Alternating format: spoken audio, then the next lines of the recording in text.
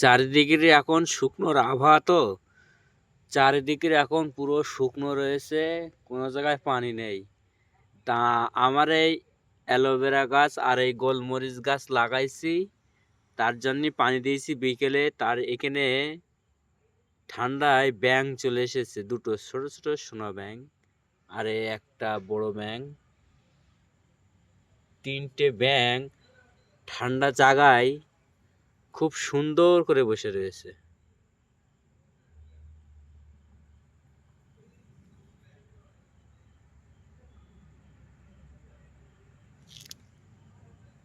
আর এটা চারটে ব্যাঙ, এখানে দুটো